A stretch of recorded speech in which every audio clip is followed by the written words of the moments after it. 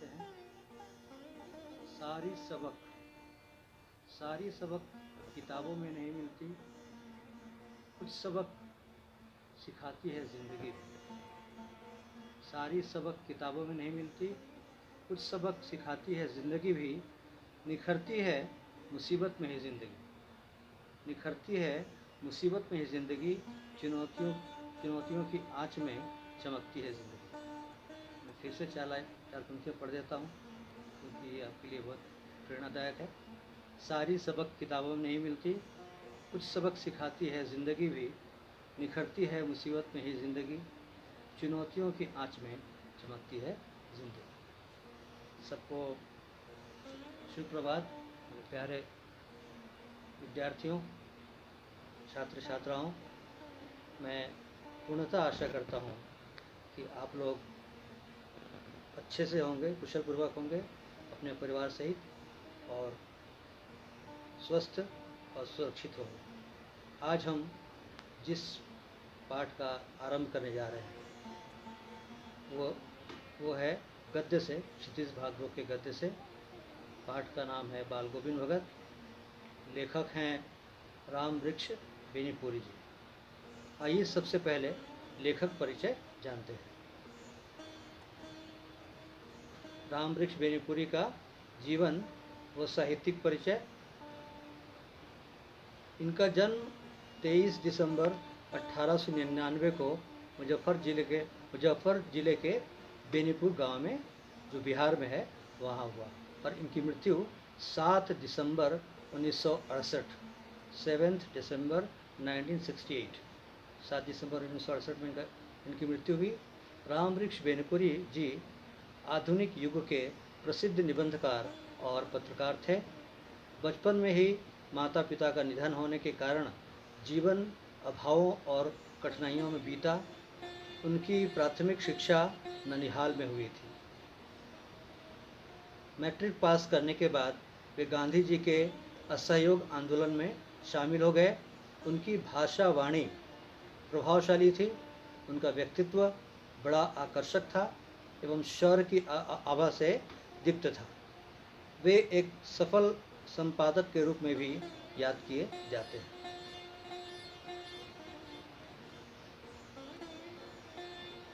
इनके परिचय के विषय में आगे है कि वे राजनीतिक पुरुष नहीं थे, पॉलिटिकल नहीं थे, पक्के देशभक्त थे। वो राजनीतिक पुरुष नहीं थे बल्कि पक्के देशभक्त थे। देश के लिए कुछ कर गुजरने की तमन्ना उस समय हर लोगों की होती थी, क्योंकि देश स्वतंत्रता आंदोलन के दौर से गुजर रहा था। इन्होंने भारतीय स्वतंत्रता संग्राम में 8 वर्ष जेल में बिताए। ये हिंदी साहित्य के पत्रकार भी रहे और इन्होंने कई समाचार पत्रों जैसे युवक, जो 1929 में प्रकाशित हुआ था, उसको इन्होंने प्रकाशित किया था। इसके अलावा कई राष्ट्रवादी और स्वतंत्रता संग्राम संबंधी कार्यों में जीवन पर्यंत ये संलग्न रहे। इनकी रचनाएं देखिए प्रमुख रूप से हैं, सारी रचनाएं तो नहीं, जो प्रमुख रचनाएं हैं उनके बारे में मैं बता रहा हूँ। माटी की मूर्तें, ये रेखा चित्र है। गेहूँ और गुलाब निबंध। पैरों में पंख बांधकर यात्रा वृत्तांत। जंजीरें और दीवारें, ये संस्मरण है। पतितों के देश में उपन्यास है। चीता के फूल कहानी।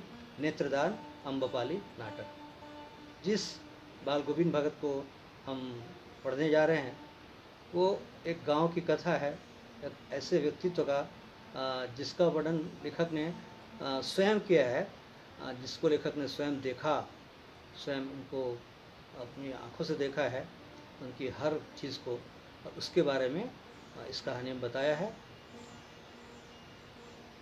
ये बाल गोविंद भगत, इसकी प्रस्तावना देख लेते हैं हम लोग। बाल गोविंद भगत रेखा चित्र के, ये एक रेखा चित्र है। रेखा चित्र क्या? हिंदी साहित्य की अलग अलग विधाएं जो हैं, जैसे आप कविता पढ़ते हैं, कहानी पढ़ते हैं, गद्य है, काव्य है, निबंध है, नाटक है, और नाटक की अन्य विधाएं हैं, संस्मरण है, ललित निबंध है, ये सारे के सारे हिंदी की अलग अलग विधाएं हैं। तो रेखा चित्र भी एक खास विधा है हिंदी साहित्य की। तो यह बाल गोविंद भगत रेखा चित्र है। इसके माध्यम से लेखक ने एक ऐसे विलक्षण चरित्र का उद्घाटन किया है जो मानवता, लोक संस्कृति और सामूहिक चेतना का प्रतीक है।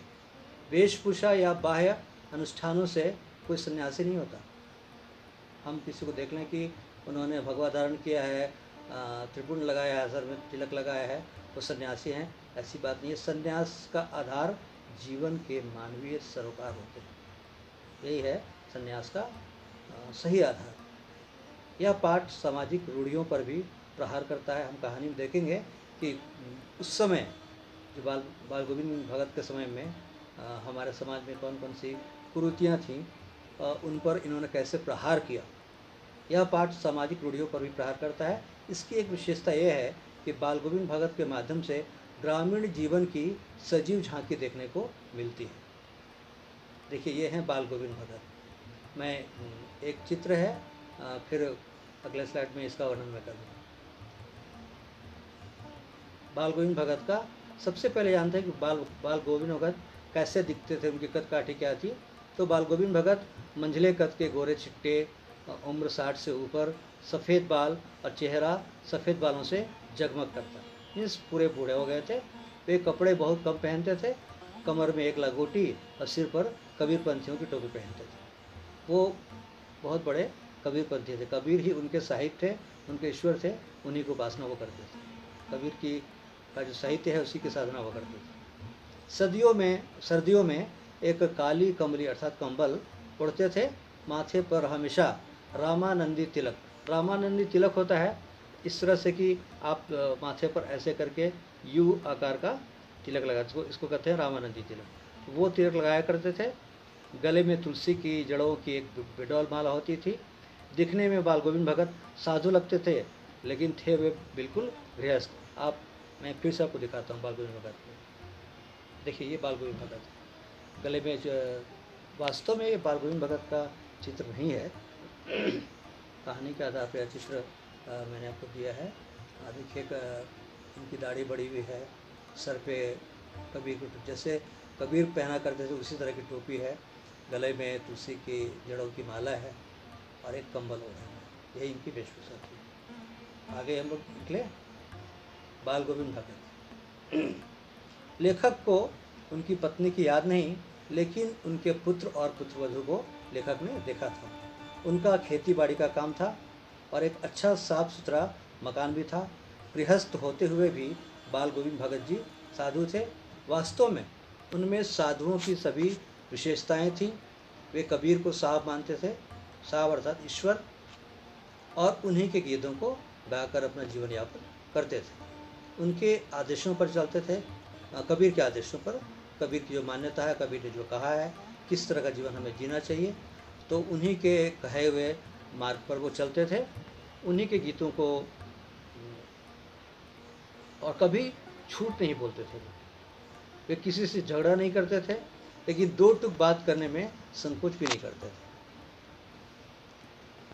आगे बढ़ते हैं। देखिए, ये कबीर मठ है। ये कबीर मठ है, इसी तरह का मठ होता कबीर पंथियों का।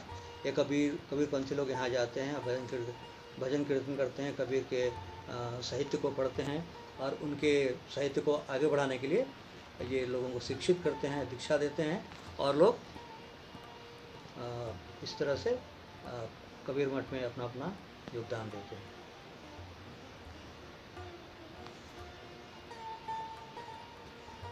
एक मिनट, मैं थोड़ा सब ठीक कर लूँ। मैं यहाँ आ जाता हूँ आपके लिए। वे कभी भी दूसरे के खेत में, वो खेती बाड़ी करते तो खेत में जाया करते थे, लेकिन उनकी सबसे बड़ी विशेषता क्या थी, कभी भी दूसरों के खेत में शौच के लिए भी नहीं बैठते थे। वे गृहस्थ थे, परंतु सारी चीज़ें साहब की थी। साहब अर्थात कबीर की। खेत में जो पैदा होता था उसे सिर पर रखकर घर से दूर कबीरपंथी मठ में, वही मठ जो अभी हम लोगों ने देखा था, देखिए यह मठ, इसमें ले जाकर देते थे। जो भी खेती में उपज होता था, सारी उपज को यहाँ ले जाते थे और लेकर इनको देते थे। उसके बाद जो भी वापस उन्हें मिलता था उसे प्रसाद के रूप में हिस्सा मिलता था, उसी से वो अपना गुजर बसर करते थे। कभी कभी लोगों को इनके व्यवहार पर आश्चर्य भी होता था, क्योंकि कबीर को मानने वाला थे, कबीर की तरह व्यवहार भी करते थे, लोग आज सब लोग कबीर को नहीं मानते हैं। हम लोग एक सामान्य जीवन जीते हैं, लेकिन कबीर को मानने वाले, कबीर पंथी वाले लोग जो हैं वो एक अपने उनका जीवन स्तर एक दूसरा होता है, जीवन शैली दूसरी होती है। इसी कारण लोगों को इनके व्यवहार पर कभी कभी आश्चर्य होता था। बाल गोविंद भगत की संगीत साधना, ये कबीर के पद का बहुत गायन करते थे। आषाढ़ के दिनों में गांव के लोग काम कर रहे होते थे, तब बाल गोविंद भगत कीचड़ से लथपथ होकर पौधों को पंक्तिबद्ध तरीके से रोपनी करते हुए मधुर गायन करते थे। तो इस तरह से इनका जीवन यापन था। देखिए यहाँ पर देख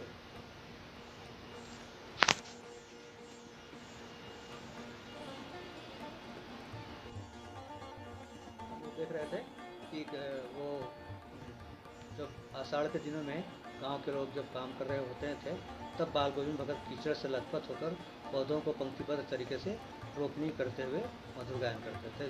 तो खेत खलिहानों में भी जहाँ वो काम करते थे, बिल्कुल आनंद मग्न होकर पूरी तरह से खुशी में डूबे हुए और कबीर के दोहों को, उनकी चौपाई को, उनके गीतों को, उनके पदों को गाया करते थे। आगे बढ़ते हम लोग। ये हैं कि इस तरह से गायन वगैरह करते थे आषाढ़ के दिनों में। हर समय गाया बजाया करते थे। देखिए किस तरह से आनंद मग्न है, एक डफली है, इसको लेकर बजा रहे हैं, गा रहे हैं और खुद में डूबे हुए हैं। भादों की अंधियारी रात में जब उनकी खंजड़ी बजती, तो उनकी खंजड़ी डिमक डिमक बजती। ये खंजड़ी की आवाज़ को डिमक डिमक कहा गया है। और वे गाते, गोदी में पियवा चमक उठे सखिया चीख उठे ना। यह कबीर का एक गीत है। जब सारा संसार सोया होता, तब उनका संगीत जागता था। वे गाते, तेरी गठरी में लागा चोर मुसाफिर भाग जरा। ये भी कबीर का गीत है। कार्तिक मास में उनकी प्रभातियाँ शुरू हो जाती। प्रभातियाँ होती है बच्चों, सुबह सुबह घर के बड़े लोग जो ईश्वर का भजन करते हैं, सुबह में तो उसे प्रभाती कहते हैं। संध्या जो भजन कीर्तन करते हैं उसे सांझा संध्या या इस तरह का कुछ कहते हैं। तो कार्तिक मास में उनकी प्रभातियाँ शुरू हो जाती, जो फागुन मास तक चला करती। सुबह सुबह गाया करते थे। वे पहले सुबह उठकर नदी स्नान को जाते और लौटकर पोखर के ऊंचे भिंडे पर अपनी खंजड़ी को लेकर बैठ जाते और गायन शुरू कर देते थे। देखिए इस तरह से बैठे हैं और अपने खेतों किनारे गायन कर रहे हैं। आप चित्र में देख सकते हैं। आगे बढ़ते हैं।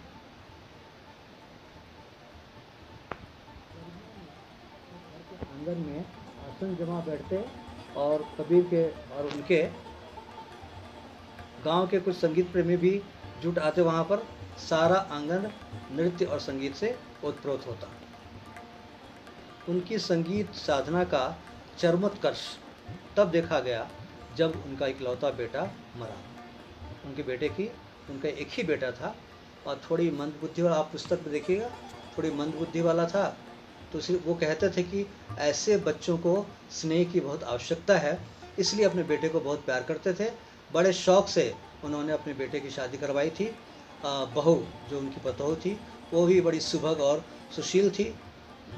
उन्होंने मरे हुए बेटे को आंगन में चटाई पर लिटाकर एक सफ़ेद कपड़े से ढक रखा था। उस पर कुछ फूल और तुलसी के पत्ते बिखेर दिए थे। सिरहाने एक दीपक जला रखा था। भगत जी सामने जमीन पर आसन जमाए गीत गा रहे थे। सोचिए, बेटे की मृत्यु हो गई, क्योंकि कबीर पंथी थे, वो मानते हैं कि वो लोग ऐसा मानते थे कि आत्मा का मिलन परमात्मा से हो जाता है। तो गीत गा रहे थे और बहू को रोने के बजाय उत्सव मनाने के वो कह रहे हैं। इसलिए उत्सव मनाना, आप कहेंगे उत्सव कैसे मनाएंगे किसी की मृत्यु हो जाए तो, लेकिन वो कबीर पंथी थे। उनका मानना था कि अगर हमारी मृत्यु होती है तो हमारी आत्मा का मिलन परमात्मा से हो जाता था, कबीर के मत के अनुसार। इसलिए वो इस तरह से उन्होंने किया। वो बैठ गए आसन लगाकर और बहू को भी रोने के बजाय उत्सव मनाने को कहा। उनके अनुसार आत्मा परमात्मा के पास चली गई। देखिए, यहाँ पर उनके बेटे का शव है, उसे कपड़े से ढक दिया उन्होंने। उनकी बहू को आप देख सकते हैं ऊपर में, बीच में, इधर वो गा रहे हैं, गीत गा रहे हैं, बगल में एक दीपक जल रहा है। तो ये आप देख सकते हैं इस तरह से हुआ था। उन्होंने कहा कि बहू को कहा कि तुम भी रो मत, उत्सव मनाओ, क्योंकि आत्मा का मिलन परमात्मा से हो गया और वो भी आनंद में मग्न थे। आगे बढ़ते हैं। भगत जी द्वारा उन्होंने कुछ निर्णय किया था, और वो भी ऐसे समय में जब हमारा देश, हमारा समाज कुछ रूढ़ियों से ग्रस्त था, कुछ बंधनों से बंधे थे हम लोग। बेटे के क्रियाकर्म में तुल नहीं किया। क्रियाकर्म होता है तो हम लोग 10 दिन 12 दिन का रखते हैं, श्राद्ध मनाते हैं, फिर ब्राह्मण भोजन कराते हैं, कई तरह का कर्म कांड करते हैं। तो कबीर के अनुसार कर्म कांड में की मान्यता नहीं है, वो कर्म कांड को मानते नहीं थे। इसलिए उन्होंने अपने बेटे के भी क्रियाकर्म में तुल नहीं किया, पतोहू से ही आग दिलाई। यह एक क्रांतिकारी कदम है। जबकि वो पिता थे, वो चाहते तो खुद भी अग्नि संस्कार कर सकते थे, लेकिन उन्होंने एक क्रांतिकारी कदम उठाया और अपनी बहू से अपने बेटे को आग दिलाई। वो भी उस समय में जब जब देश स्वतंत्र नहीं हुआ था, उस समय बहुत सारी पाबंदियाँ थी, बहुत सारे रूढ़ियाँ थी समाज में थे। लेकिन बाल गोविंद भगत ने क्रांतिकारी कदम उठाया। उन्होंने अपने बहू से अपने बेटे को आग दिलाया। श्राद्ध होते ही पतोहू के भाई को बुलाकर कहा कि इसे साथ ले जाओ, उसे साथ भेजने का प्रबंध किया। उसे आदेश दिया कि दूसरी शादी इसकी करा देना। तो यह भी एक क्रांतिकारी कदम है, क्योंकि उस समय में विधवाओं का विवाह नहीं होता था। जो विधवाएं हो जाती थीं वो जीवन भर बहुत ही कठिन जीवन को जीती थीं, अकेली, बिल्कुल अलग तरह से। तो उन्होंने कहा कि उनके भाई को कि इसको ले जाना और इसका दूसरा विवाह करा देना, दूसरी शादी करा देना। पतोहू जाना नहीं चाहती थी, वो कहती थी कि मैं यहीं रहूँगी, आपको कौन देखेगा बुढ़ापे में, आपकी सेवा कौन करेगा। लेकिन भगत जी नहीं माने। उन्होंने कहा यदि वह नहीं जाएगी तो वह स्वयं घर छोड़कर चले जाएगी। इस तरह से बहू को उन्होंने भेज दिया। भेजकर देखिए, एक कबीरपंथी व्यक्ति, वो भी गांव का रहने वाला, गांवों में इतनी रूढ़ियाँ हैं, इतने बंधन हैं, आज भी बंधन कायम है, आज भी समाज हमारा रूढ़िग्रस्त है। लेकिन उस समय भी उन्होंने यह क्रांतिकारी कदम उठाया। ये गौरतलब है, इस पर ध्यान देने की ज़रूरत है। हमें जानने की ज़रूरत है कि उस समय भी वैसे लोग थे जो इस तरह का कार्य किया करते थे, जो बाल गोविंद भगत ने किया। फिर बाद में उनका निधन कैसे हुआ, इसको देखते हैं। भगत जी की मृत्यु उन्हीं के अनुरूप हुई जैसा उन्होंने सोचा था। लोग, होता क्या है कि लोग सोचते हैं कि मेरी मौत ऐसे हो, और अगर वैसी हो गई तो उनके अनुरूप हुई। तो भगत जी ने भी कुछ सोचा होगा, तो उनकी मौत जो थी उन्हीं के अनुरूप हुई।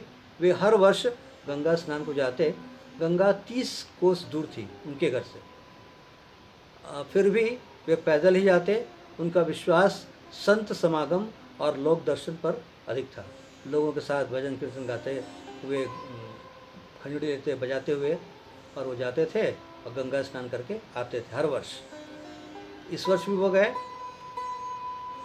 देखिए बाल गोविंद भगत गाते हुए गंगा स्नान को जा रहे हैं। देखिए गायन में कितने मग्न हैं कि आनंद में डूबे हुए हैं। तो एक अलौकिक आनंद में डूब जाया करते थे।